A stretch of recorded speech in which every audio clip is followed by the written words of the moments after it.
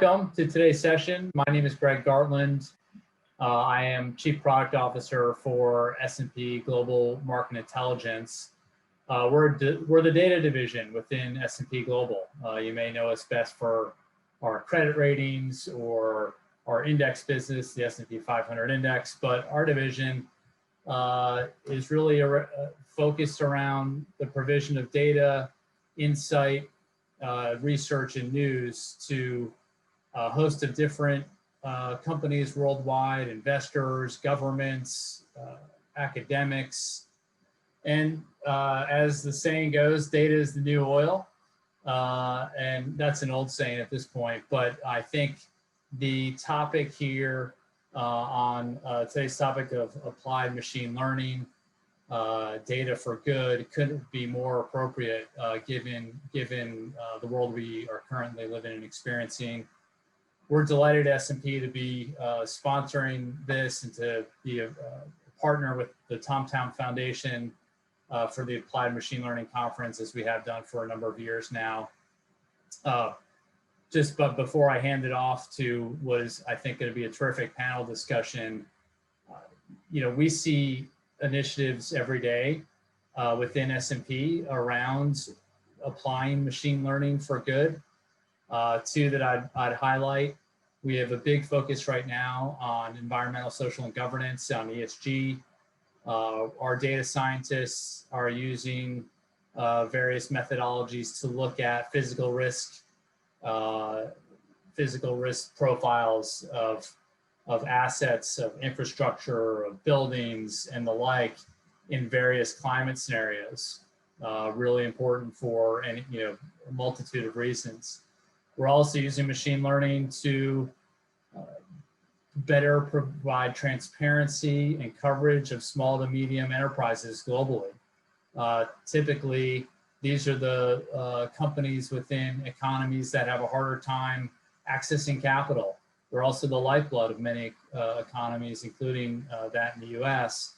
So we at S&P are using machine learning amongst other data techniques to bring more transparency and enable the providers of capital to better unite with small companies. So a lot of interesting things going on right now in the world of data science. TomTom has brought together a terrific panel here, which I will now hand off to our moderator, Professor Brian Wright.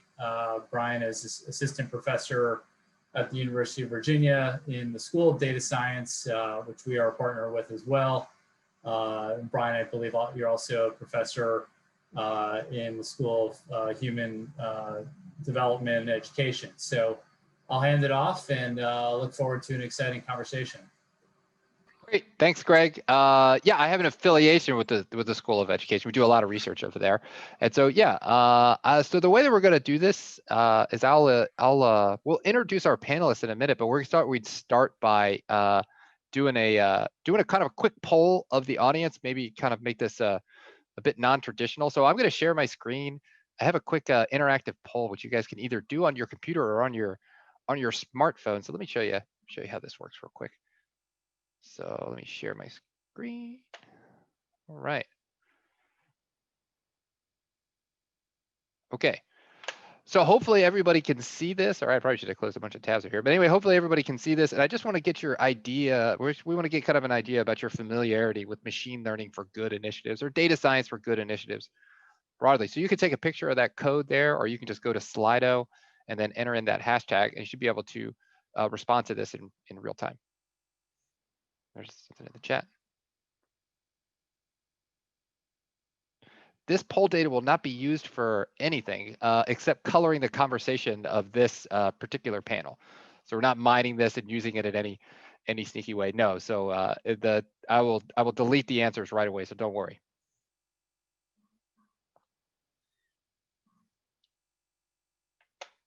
All right. Looks like I know we've got about, what do we have, about 30 something people. So we've got about 17 responses. That's pretty good. Participated in events and projects. All right, that's good. All right. Oh, some people are a machine learning for good in human form. That's good to know. That's good to know. We should connect on that. Yeah. Panels of first exposure. All right, we've got a good amount of responses, just beginning. All right, so actually looks like we have a pretty good, a majority there, a strong majority of people that have participated in events. So that's good to hear. All right, so that kind of can color the conversations that we have. So thanks for that. So I have one more little fun poll that I'm going to give to you real quick. And let me just do this. All right, so hopefully that works. So this is a word cloud. So when you think of machine learning for good or data science for good, what kind of comes to mind when you think about these types of projects? And you can free text as much as you want. So have at it. Same way it should work. Kind of just click in there, then there should the word cloud should start to show up. Oh, social dilemma, very good. Okay, so that's present in people's mind. The new, oh, we've got some people chatting here. Oh, thank you for, to sharing that with people in the chat. Very good.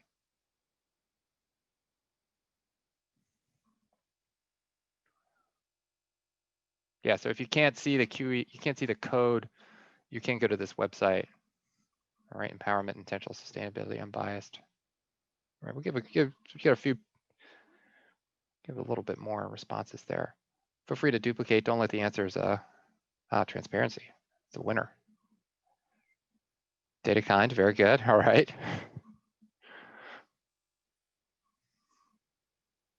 Give a few more seconds here. I think we've got a few more coming in. Okay.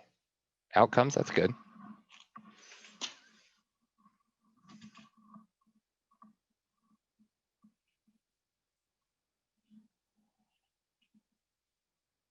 All right, transparency seems to be holding strong there, and datacon as well. All right, very good.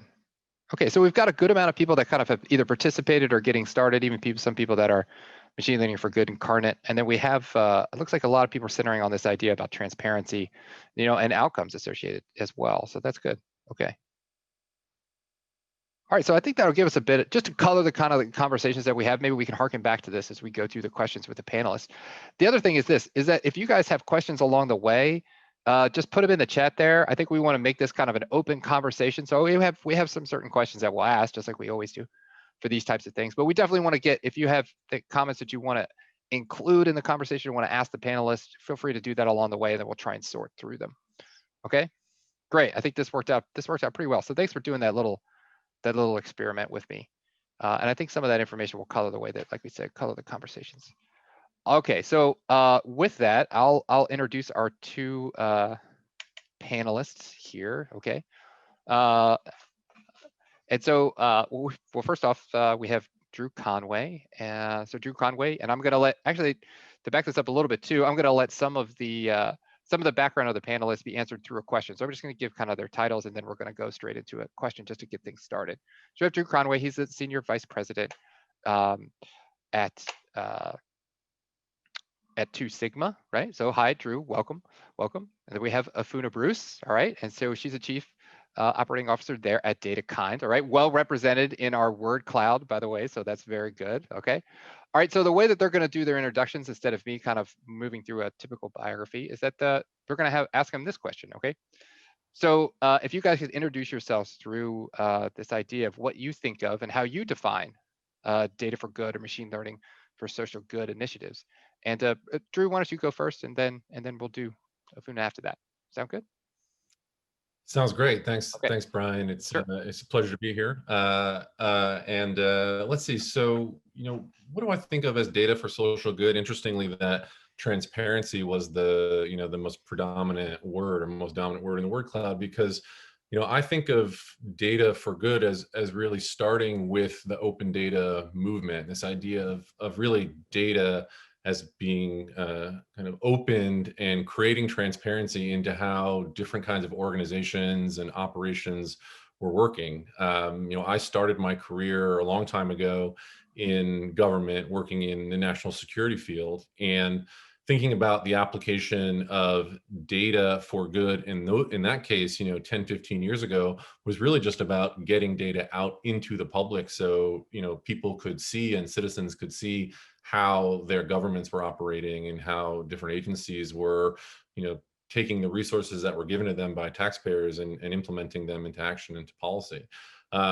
you know, and I left that career and made my way up to New York and entered into a graduate program at NYU. And it was really there that I saw kind of this other side of data for good, really at the intersection of what was happening in the startup community and what was happening in the social sector and public sector. So, you know, whether it was the time that I spent working in the Bloomberg administration as an advisor to the mayor's office of data analytics and really understanding how machine learning, but really, I mean, just simple data analytics could create such an outsized value for organizations and ultimately impact people's lives, to, you know, work that I've done more recently, you know, certainly as a co-founder of DataKind and thinking about, you know, how to actually build that bridge between those communities. But, you know, even since then and seeing how different kinds of data can be used to increase the efficacy of people working in manufacturing, or thinking about it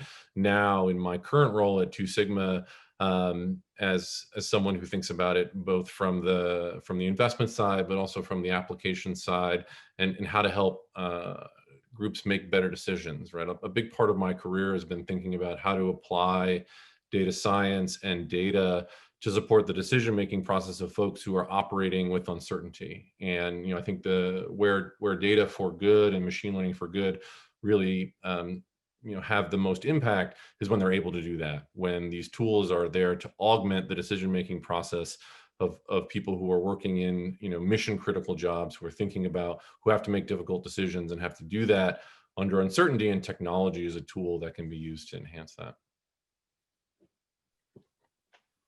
Great, thanks so much.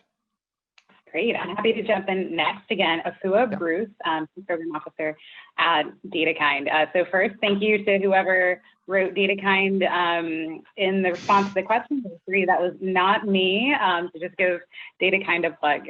But thank you again for having me today and for the conversation.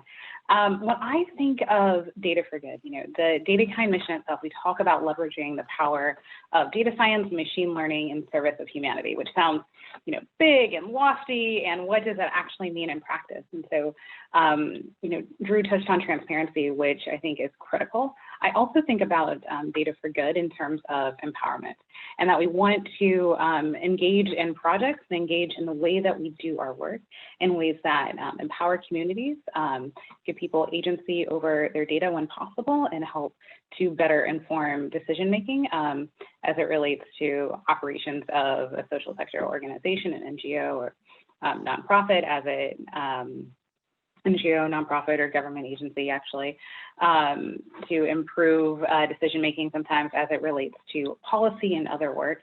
How do we take a look at the data that's available? How do we access additional data that could be available, or track down and format the data that we want in ways that we can actually process it? How do we make sure that we're working in close partnerships with communities or organizations who are driving the work, who are actually implementing different solutions, to make sure that we're truly taking into account what are the biggest problems that the organizations and the communities need to solve?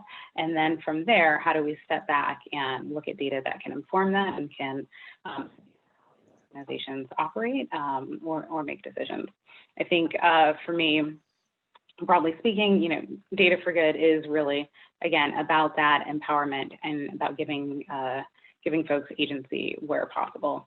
My background, for context, has been at DataKind for just under a year, which has been great. But prior to that, I've also spent time working with public interest technology organizations across the U.S. and in the federal government as well. And as we look at starting projects and building people together, it's really about how are you co-designing, how are you centering humans, and then from there, going to implementing the data when we talk about data for good. Great, very good. So and again, if there are questions from the crowd, you feel free to jump in. We've got a list here, so we don't have any yet, so we just should jump right in. This is great. I like the context that people put, that both of you kind of articulated the need to have the data be available, and then thinking about how that's used in terms of the initiatives, and maybe normalizing that as a part of just general data science practices, to be thinking about these questions kind of up front, how they're impacting communities, making data available, giving people kind of agency. I like the way that was put over their data. So let's think about that. Let's expand that just a bit. You know, so if we had like a perfect paradigm associated with how we would design maybe either good into data science or data science for good projects, what would that look like?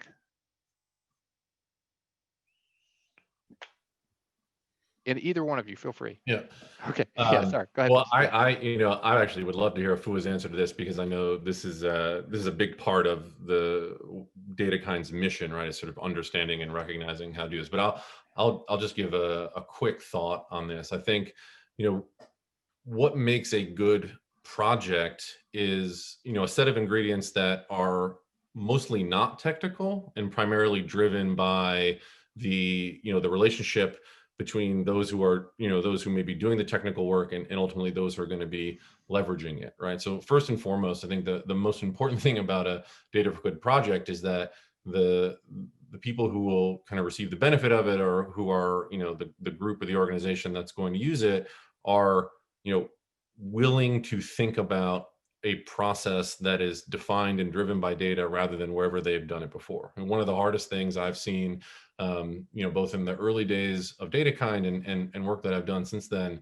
is, having buy-in, not just from the folks who are close to the data or may use it in everyday life, in their day-to-day activity, but leadership within an organization that's actually willing to change a process as a result of it. So I think, there's some kind of foundational phase zero things that you need, and that's critically one of them. And I think the second piece is, do you actually have data available that's like ready to be used and easily accessible? I think one of, getting back to this idea of open data and transparency, so often you have this kind of step zero, as I mentioned, moment where an organization says, well, we've been collecting data for years and we know that there's a lot of value in it. And then you kind of scratch the surface on that and realize that, while it may be data, it is actually going to be very difficult to work with. So oftentimes it's sort of bridging that kind of technical gap between, desire to work on something and perhaps even having that buy-in from leadership and actually being able to access data and move forward with it. Very good. Yeah, and just building on that, when we at DataKind think about what makes for a good data for social good program, we think about it in 6 main components. We need to have a strong problem statement, and building on what Drew said, similarities there is that you need to make sure that you're solving a problem that actually needs to be solved, and that the people who will be using the solution actually want solved. You need to make sure that there is data available to solve that problem, and that you're able to find the right data, whether it's an open data source, whether it's an internal data source, doesn't matter, making sure that you have the right data sets.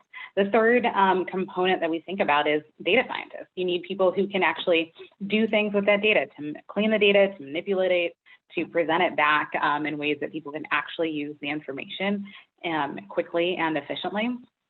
I need to have subject matter expertise with the organizations that we're partnering with, making sure that, of course, they really know their issue area well and the nuances, things like who will actually own the decision-making around this process, who will actually have the power to turn a solution on, to turn a solution off, making sure that there's true subject matter expertise there.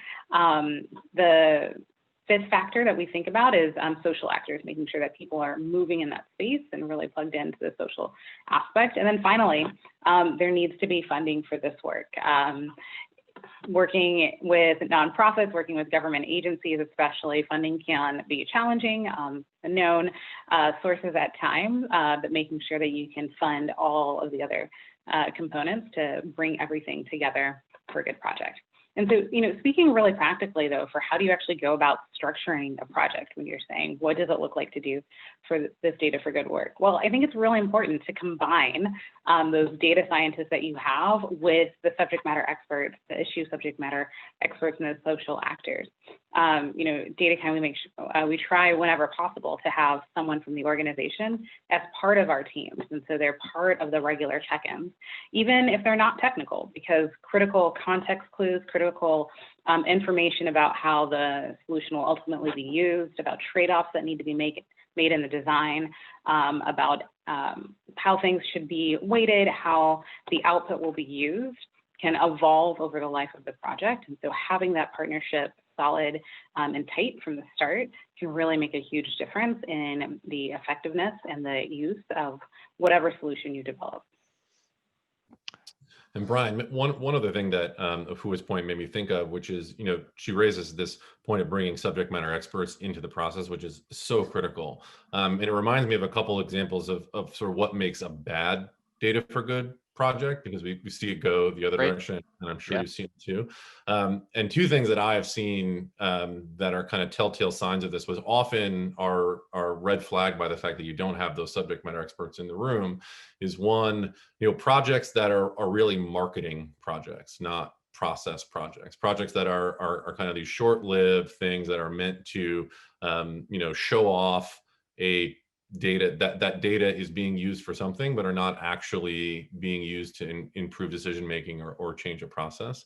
And the second one, which is maybe a little bit more subtle but is really critical, is that ultimately whatever the project is, it's actually kind of lowering the barrier to usage, not raising it. Sometimes technology can be used as a wall to like separate one group of people from another within an organization, because there may be a natural a natural lack of technical knowledge among teams.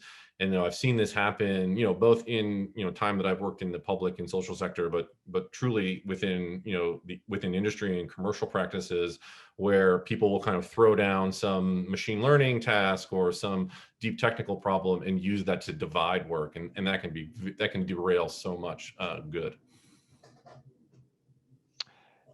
Yeah, that makes a lot of sense. And I do think that sometimes we think of machine learning as a panacea, right? And it could be that, and I think this is kind of resident of what we have a question here in the chat, and he says it kind of got answered, but I think it's worth mentioning here is that, I think it's important to understand like what is a data problem and what is a social problem, right? And so it seems like, Mark, you're kind of alluding to that, and that having these subject matter experts in the room really can make a big difference. And I don't know if at DataCon in particular, do you guys kind of evaluate that? Do you say to yourselves, hey, look, maybe this is a project we shouldn't be involved in, and there's some recommendations here about how you can solve this without using data? Is that something that you've had experience with there, Afua? Yeah, it's absolutely something that we've had experience with at DataKind, and I think this is a common challenge for a lot of tech for good problems. I think oftentimes when people say, like, oh, we can just add technology to this solution and things will be better. We can just add a data scientist here and things will magically get better. That's a red flag that something is probably going to go wrong. It's really important to always start with what is the problem that we're actually trying to serve here? What is the problem we're actually trying to solve here? And then from there, say now that we've defined the actual problem, is this an area where data science can actually have an outsized impact? And so while data science can be really useful for improving processes, informing decision-making, it's often less useful at changing hearts and minds around an issue, for example, or really moving conversations that way. And so when we at DataKind evaluate projects for what makes for a good project, is there a real way here where we can use the data science to actually improve decision-making, to speed up decision-making, to speed up some of the operations? Is there a way where, if we're serving up information, do we actually have a connection to the right policymakers? Is there actually a connection to someone who can actually do something with this information, versus are you going through an exercise just to, at the end of the day, try out the latest data science technique that you want to try out, but have no real mechanism to identify who can make the decision based on that and who can actually make a change around that. For data science problems especially, I would argue tech for good problems more broadly, these problems and these projects are rarely just about, as I've said, just about the technology. And so it's also a matter of looking at the organization you're partnering with and what's an overall change process that you're running. How are you making sure that what you're developing will fit into how the organization does business? How do you make sure that the right leaders are involved, that the right people who will actually be using or updating and maintaining the solution are also involved in the process of developing it, so the work will also be sustainable after a particular data scientist leaves or particular data scientist moves on? How are you really building in that sustainability from the start? Fantastic, great. So I think it kind of leads to the next question we have. And audience members, please feel free to put some questions in the chat. We have a very serious question about your pillow, Drew. So we may have to address that right away. But well, why don't we do that? Is there a story behind your pillow? Well, so the story is one that I think a lot of people are going through now, which is, the shuffling of workspaces in our home based on, work from home and children in and out of school. So that pillow has actually been here for, gosh, I think since we moved into the house. And we acquired it through a very scientific process of shopping at Home Goods one weekend, and felt inspired to find it. But as I was kind of sprucing up the room for this event, I thought, well, I'm not going to remove it given the topic. Yeah, so it's apropos. Well done. And I think this kind of feeds off what both of you, not pillow related, but what both of you were talking about what maybe looks like a good partner for, right? This is a consideration. Like what does a good partner look like in terms of working together on data for good initiatives? So Drew, maybe you'll start out, give us some thoughts on that. Sure. And, I think Afua actually hit it on the head. I think in maybe not the last answer, but the previous one. And the truth is, from my perspective, and I think maybe benefiting from the fact that I've tried this both as a founder in startups and now in my current role and in working with DataKind and other organizations, like a good partner is someone who has all the prerequisites that we already talked about, but also has a pain that they need solving, right? Because the key fulcrum to getting buy-in is that you're actually coming to solve a problem that's meaningful. Again, it's not just marketing, it's not just something that the corporate leadership or organizational leadership can kind of check a box and say, hey, we did it, we brought a data scientist in and this is what they did. But you're actually solving a problem that's going to change someone's work. The best example that I can think of from stuff that I worked on actually goes back to the time that I spent as an advisor in the mayor's office. And in any organization, but certainly in large bureaucratically structured organizations, there is not a tendency to openness, right? There's not, there's not a good track record, and there's not a tendency for a whole host of reasons, right? For which may be unique to that organization or not. And in that case, I remember specifically there was a project that has been well reported in the press going back many years on how that group initiated its data-driven process for assessing fire risk in buildings. That was an acute problem that was felt by the fire department after a series of really tragic events where firefighters were injured going into buildings that were well under code and had all kinds of issues, but nobody knew about it because there was no systematic approach to bringing out that data. And so that problem started in the fire department. And because of the acuteness of that problem, the fire department was very willing to start to open up and share data with this small little group from the mayor's office that no one had ever heard of, but we came with the ability to solve a problem. And when they started to look at that data and started to and ultimately presented a solution, not only did that solve an acute problem within that organization, but it showed to the rest of the organizations within city government that this was a team and this was a group of people who could solve your problem, and it unlocked a whole bunch of additional data and issues that on their own were very interesting, but allowed for even this one project, this kind of data-driven way of assessing fire risk, to expand. So now you're not only looking at fire department data, you're also looking at Department of Sanitation data and Department of Taxation data, and all the while improving your ability to actually classify and forecast the severity of risk in a particular building, right? So it's if you have a captive audience and they come to you, or you're able to identify an acute problem that can be solved with data, that's the fastest route to creating value. Yeah, and I'll just echo what Drew said about solve a real problem.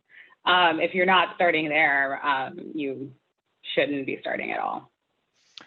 Yeah, I hope a bunch of my students are watching this. I feel like I harp on that a lot. I think that data science as a tool in itself is really about methods to solving problems, and so you really need to do a thoughtful process about what that problem is, and then move forward deliberately with that well understanding of what it is exactly you're trying to solve.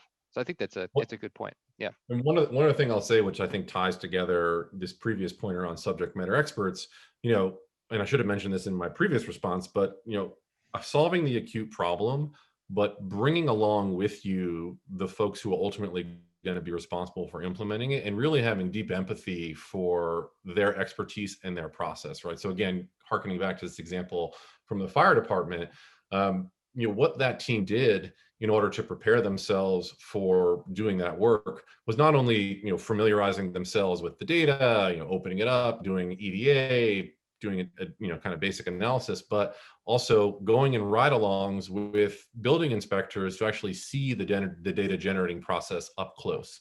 And that's critical for a whole bunch of reasons, but first and foremost, to develop that empathy with your user, right? We think about this even in like a commercial context, like how can you build a piece of technology without really knowing how it's going to impact the way that a person is going to use it, how it's going to impact their lives.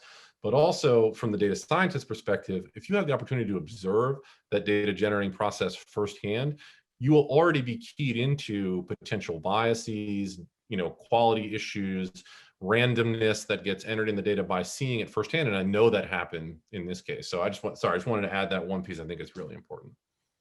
No, that's great. And I'm going to add one more. Sorry, we just keep layering on Please, top. This is easy for me. Go ahead. You get a question in soon, don't worry. But I think it's also important when we talk about making sure that we're bringing users along with us, that we are broadly defining who our users are. And so, you used to work with law enforcement, you used to work with national security. So if you're designing a solution, for example, for a police department, you shouldn't just think of your users as police, but who in the community who might be affected by the tools that you're developing for the police, also including them as you look at users and you define your stakeholders. Or if you're designing a solution for an organization that manages frontline health workers, your data kind of have some work in with frontline health systems organizations, for example. Users are not just those organizations themselves and the technical people of those organizations, but how are the actual frontline health workers affected by those systems and may interact with those systems. I think it's really important as you design your solutions and you think about bringing people along, make sure that you intentionally make an inclusive list of who your users are. Fantastic. I like this idea of really understanding the landscape with which the things that you're building are going to impact and their ability to be effective in that space, contextualized to the problems they're trying to solve. I think there's a great lessons for good initiatives, but they're good lessons for just data science, I think, and broadly about when we think about constructing these things. And so maybe that's a good way to segue to, and I know we have two very well-respected companies here, Two Sigma and DataKind, but are there other organizations that you guys know of that are doing a really good job of this? Maybe it's something that happened that's still existing in New York or through experience that you've had, Afua, through your work. Are there examples of things that you guys are really prideful about that are doing a good job, maybe in this space? Either way, yeah. Nope, just good.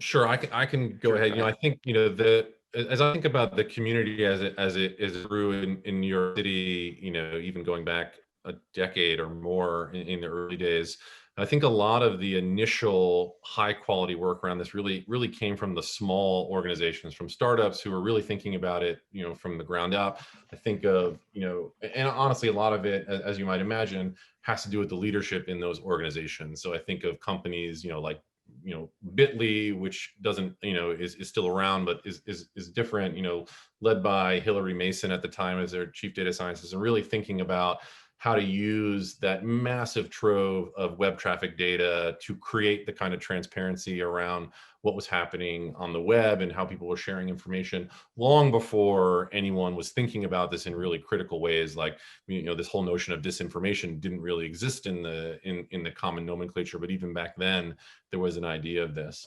Fast forward till today, and I think there are organizations, even I think of, the New York Times and their data science team and what they're able to do and provide.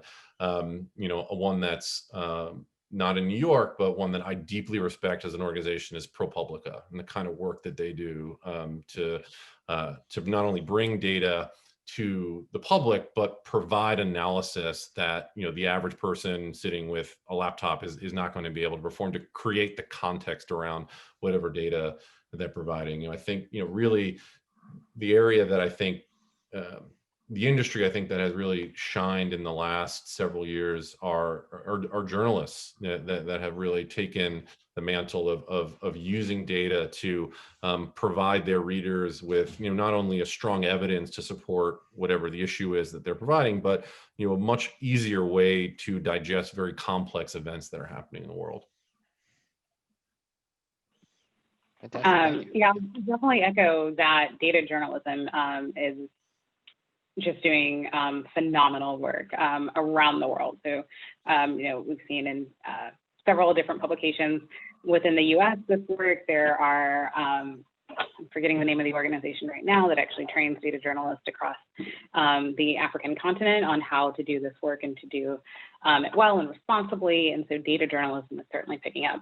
I think more broadly speaking, though, that there are a lot of government agencies which are starting to build some of this talent either in-house or partnering with other organizations. And so being able to, that type of partnership really lends itself well to partnering the subject matter experts who are already in the government agency with the data scientists who are now also joining the agency as well. So I think we see that at the city level and sometimes occasionally at the state level in a couple of areas. So I think that's been really impressive. I think there are organizations like Data NYC, which does a lot of work on educating people as to how you and your own community get up to speed on what data science is, what's the data available in your community, and back to that, empowering people and giving people agency over decisions that can inform their lives and data that informs their lives. I think organizations like Data NYC are doing a phenomenal job. I think we can't discount, Brian, what's going on in academia as well. There are a lot of data science for social good programs in academia across the world even that really strive to build good projects. I think the challenge sometimes that those organizations face is sustainability, as the students especially may rotate in and out as they graduate into the world. But certainly the foundations of that work there is very strong. Yeah, and I think there's obviously a lot more that we can do there too. I think obviously we have the great examples at University of Chicago and NYC and other places, but I think NYU. But I think there's lots that can be done. So that's interesting. And it kind of ties. We had a question in the chat relative to certain government agencies, like you mentioned, are doing a good job. They're making efforts to make data available and public, right? But maybe the question here is there's some corporations and maybe it's partisan politics associated with certain government agencies that don't seem willing to do that. And so what do you envision maybe or rethink of just kind of reading the question here about, our society collectively and how it manages data and how, these weapons of mass destruction are kind of out there and not really understood. Maybe it's relative to the policy requirements we see in Europe or starting in California. Where do you guys have some thoughts on how we can progress there? Yeah, I think there's actually a lot of research in this space. The weapons of mass destruction, but Kathy O'Neill talks about, some of these systems. I think Virginia Eubanks, in her book, Automating Inequality, talks at length about ways that automating systems and in large part using data can really negatively impact people's lives and livelihoods. And so I think, starting, Sophia Noble, also algorithms of oppression, talks about this as well. So I think starting from some of the really rich research base that exists on what happens when this goes wrong and how do we start to structure this differently. And it often, some of the similarities that are found in what's covered in those three books specifically, and I think in the research more broadly, it does really come down to how are you designing solutions? Are you doing it in ways that are inclusive? When you are looking at your data sets, are you actively thinking what bias exists in these data sets and how can we mitigate against the bias? Is there additional information that we need to collect? Is there not? I think also recognizing that a good data science solution that helps speed up decision-making, if you do not question sort of the underpinnings of that decision-making, can just speed up bad decision-making or harmful decision-making. And so really making sure, back to something that I think both Drew and I touched on earlier, what's the overall process within the organization that you're addressing, and making sure that you take a look at that process that you're touching through a data science solution, and making sure that's sound before building a data science solution on top of that. Great. Drew? The only thing that I would add to that, because I think that's exactly right, is this question of whether it's partisan politics or sort of why are we seeing this today.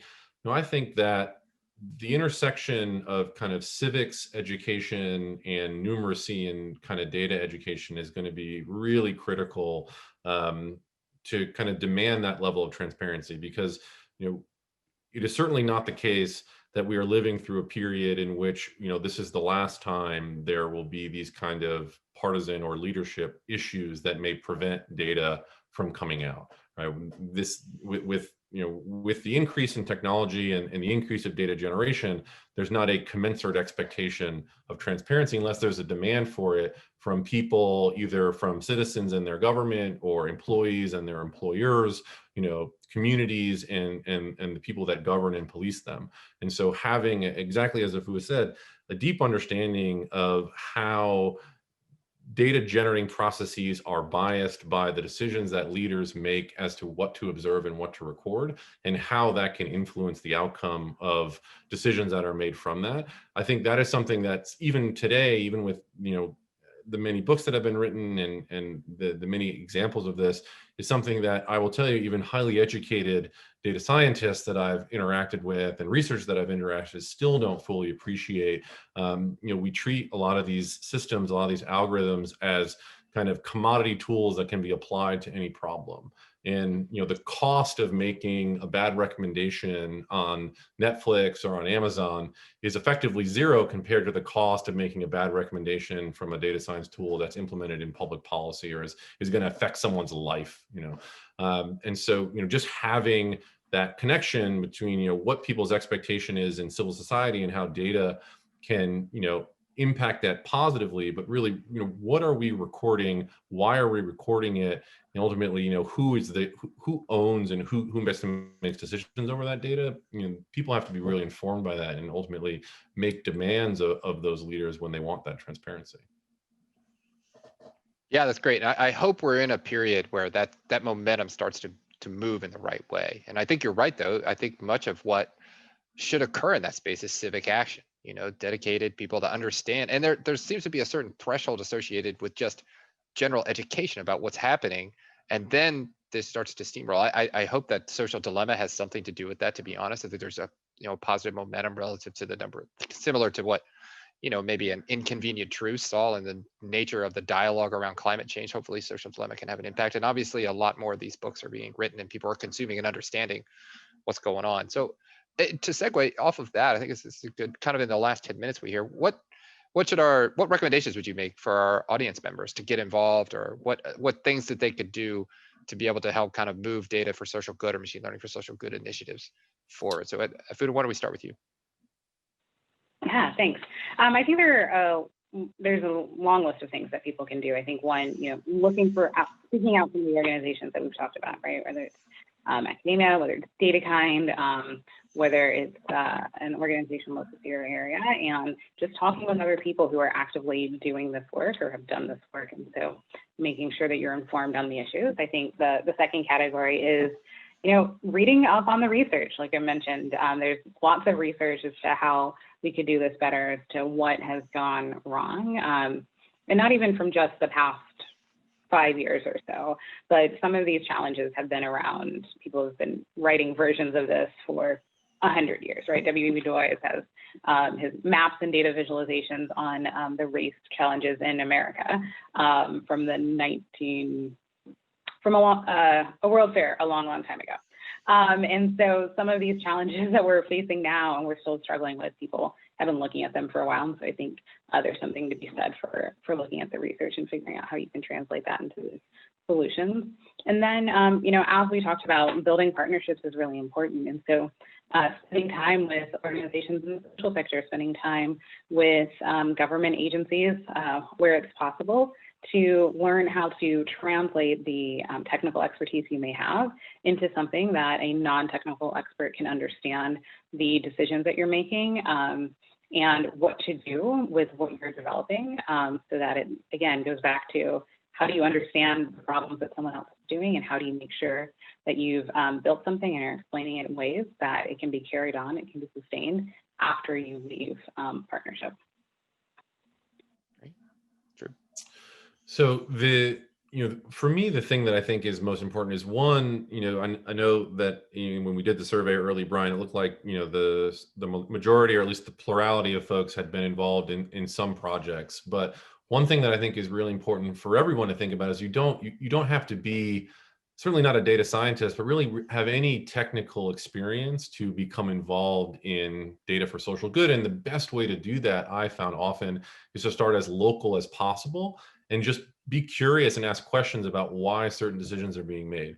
Because from my experience, even at the local government, your town council, school board, PTA, DPW, there's some data that's driving the decision. So if you're looking out your apartment window and wondering why your sidewalk is getting torn up, who made that decision? Or if if you have children in a public school system and you're wondering why certain programs are available or not available, there's likely data that's driving that decision making, and you can go ask questions about why that's happening. So by starting, like we were saying before, if you have an acute problem or an acute curiosity, that's always the best place to start. And then the next step is, how do I, ask a question, go see if you can figure out why that data is, and get involved and just be that person. Now, if you have the technical skill to start collecting that data, then use that as your superpower to start answering the question that likely a lot of your people in your community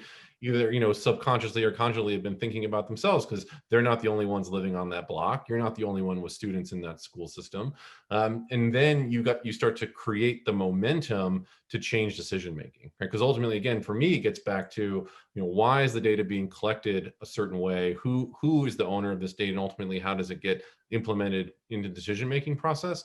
To answer those questions, you don't need to be a data scientist, right? Perhaps to unlock some new finding from it, examples of, one of my favorite examples, I think Ben Wellington many years ago did this, he looked at parking ticket data and uncovered this, this process by which the city of New York was, dipping and creating revenue from parking tickets. Now, he's a data scientist, he's got the technical skill, he downloaded it, but you're talking about thousands of New Yorkers who were given tickets that didn't deserve them for one reason or another. So that's an acute problem, and he was part of it, and he went and found the solution. So, identify, have a question, be curious, and go figure out who's the keeper of a certain data set to try to unlock why it's being collected. Yeah, great advice. That's fantastic. Thank you to you both. That kind of, we have a few minutes here. Just we're supposed to end up at 5. So I have maybe one more question, but I'll open it up to the community here for people that are still out there. This last couple of minutes. If anybody has a question, maybe we'll just pause for a moment. Feel free to put it in the chat, and then we'll discuss it up with our panelists here.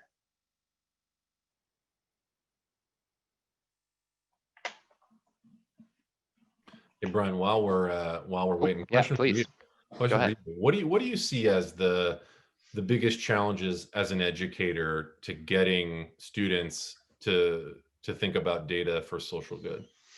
Yeah, so it's a good question. I think we do need to have these systemic structures inside the school that basically attune what we're doing to the idea that these issues are present. These good for initiatives are really important. We have a lot of that activity in our school, actually. We have Jonathan Croppo, one of our professors here, who is in charge of kind of Hack Seville, and we have some other Code for America, those types of things. So I think embedding those well-known activities into our school was the kind of a cornerstone of the things that we hope to do. We also have a center for social justice, right, associated with kind of some of these ethical issues with bias and fairness of machine learning algorithms. So I think that's basically step one, is that you have to make these kind of structural norms inside the application of data science education, which we're working to do.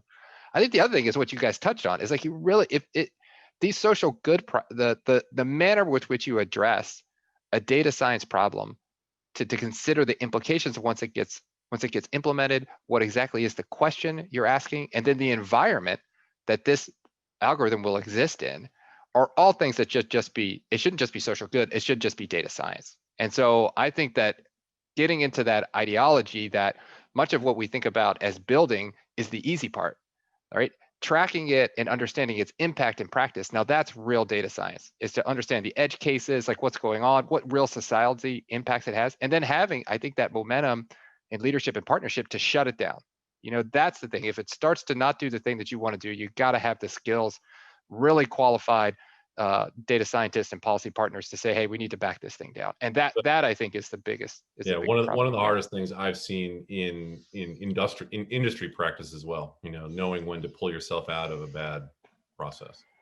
Yeah, it's really hard. I think that one, you know, failing fast is something we need to be able to make sure that we're indoctrinizing. And then I actually had a good conversation with Paco Nathan in one of my classes not too long ago, and he talked about the difference between typical like agile software development and data scientist project development. And that a lot of which we do, and when we think about this contemporary agile, and maybe I'm getting a little off track, but is that we put a lot of the expertise basically in the front end in terms of design and bugging, and so we get the system exactly right. In data science, we should actually start to think about it the other way, is that we should want our best people obviously to be involved in designing and implementing these things, but we also need to have a really specialized expertise in terms of the subject matter area to be able to track it when it's in deployment. Because you really don't know what's going to happen until it's out there in the wild, and it requires a lot of skill to be able to track and modify that for the good. So yeah, well, it doesn't look like we had too many questions here. I mean, it's because we did such a good job talking about this topic. So we've got two questions here. Maybe we can answer them really quickly. I see one of them is about data. I'm sorry. Yes. Go ahead. Yeah, is about data related to housing. DataKind, we actually have finished the first part of a project with New America's Future Property Rights on looking at a bunch of eviction data. And so I can tell you from that experience, if you're looking for housing data, look at your local newspapers, who some local newspapers just keep, records of interesting data on foreclosures, on evictions, on selling prices, on what housing looks like in your community, and lots of city level and state level records as well. There may be some type of request for information process that you have to follow, or clicking through and emailing webmasters, we've discovered. But between local newspapers and local government sources, there's a lot of housing information there. Very good. Yeah, and thanks for noticing these in the. I guess there's two places to chat in the Q&A. So and so there's the second question here. Are there existing leaders you would recommend in the ML social good that we can support besides the two of you, of course? Well, I would be remiss if I didn't mention Jake Porway's name, given that we're here and with the DataKind representation. Certainly one of the I think the best leaders in the space, thinking about this a lot. I think others who do a really good job of thinking about this. I'll plug for one of my colleagues, Claudia Perlich, who has spent her whole career kind of thinking about the intersection of data and decision making, has been involved not only as in DataKind in the early days, but in our work together now, and with the Anita Borg Foundation. She's a great person to follow. Great, thanks.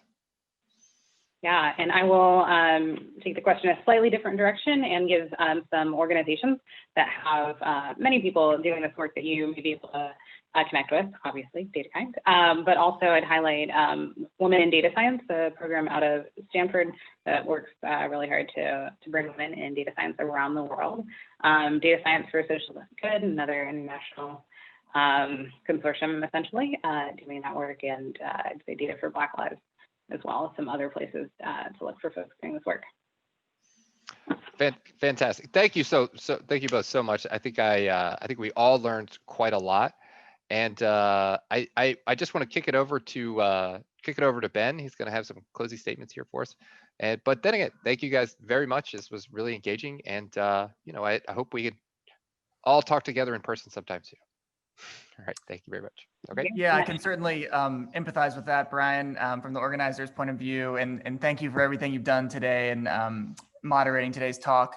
Thank you, Afua. Thank you, Drew, for being here and sharing your insights and expertise. This was such a great conversation, and we're grateful to everyone who was in attendance for being here. This event is, I'll remind you, part of a full week of programs on data and machine learning. It's brought to you by S&P Global. And this is part of a 7-week ongoing series called the Cities Rising Summit. All of those events are pay what you can, thanks to the support of our sponsors and community members like you. So if you are compelled or inspired by today's program, please consider becoming a contributing member to our foundation. And with that, I just want to thank everyone again. There's 2 full days of panel conversations and flash talks awaiting you on the other side of this evening. So we encourage you to attend and share that opportunity with friends and colleagues. So thanks so much, and we'll see you all soon.